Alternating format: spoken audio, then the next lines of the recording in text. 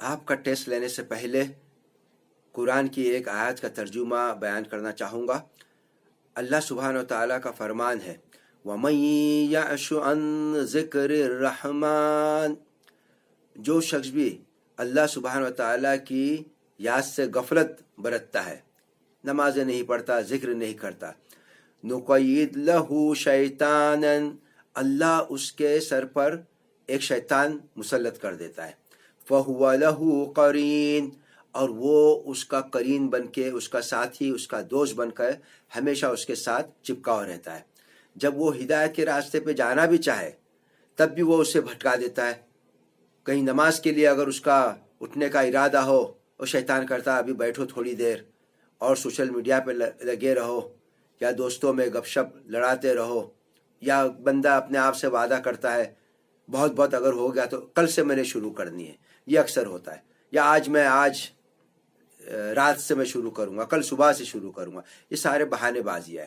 اب سوچنے والی بات یہ ہے کہ عام طور پر ایسا ہوتا ہے کہ کسی کے اوپر کوئی جن یا شیطان سوار ہو جاتا ہے تو پھر وہ رقیہ کے ذریعے اس سے دور کیا جاتا ہے۔ رقیہ کا مطلب کہ قرآن کی مخصوص آیت السحر وغیرہ جو ہے وہ پڑھ کر اس بندے پر اگر دم کیا جائے تو شیطان اس سے نکل جاتا ہے، جن وغیرہ جو بھی اگر اس کے اوپر چڑھا ہو تو وہ وہاں سے نکل جاتا ہے۔ مگر جس شخص کے اوپر اللہ سبحانہ و تعالیٰ نے شیطان کو مسلط کیا ہو، اسے پھر کون دور کر سکتا ہے؟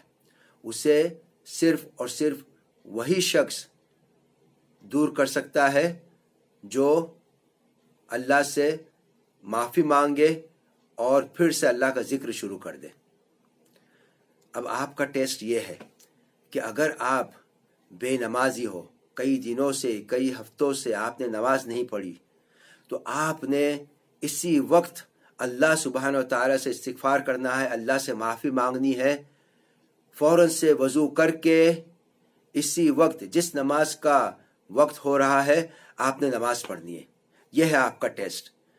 اگرچہ آپ نہیں اٹھ رہے ہو تو پھر آپ کو یہ بھی ماننا پڑے گا کہ ہو سکتا ہے کہ اللہ نے ایک شیطان میرے سر پر مسلط کر دیا ہے جو مجھے اٹھنے نہیں دے رہا ہے۔ تو آپ کا یہ ٹیسٹ ہے، اسی وقت اٹھو میرے بھائیوں اور بہنوں، اسی وقت اٹھو، وضو کرو، جس نماز کا وقت ابھی ہو رہا ہے وہ نماز پڑھو اور شیطان کو شکست دو۔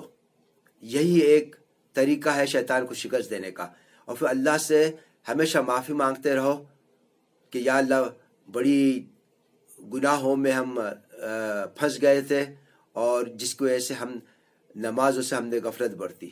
تو اسی وقت آپ کو اٹھنا ہے۔ اگر ابھی تک آپ بیٹھے ہوئے ہو تو آپ کے لیے پھر صرف دعائی کر سکتے ہیں کہ اللہ آپ کو اور ہم سب کو ہدایت دے اور دین کے صحیح راستے پہ چلنے کی توفیق عطا فرمائے۔ اس ویڈیو کو آگے بھی بڑھائیے، ہو سکتا ہے کہ کوئی بے نمازی نماز پڑھنا شروع کر دے اور وہ صدقہ جاریہ بن کر اس کا ثواب آپ کو ہمیشہ ملتا رہے۔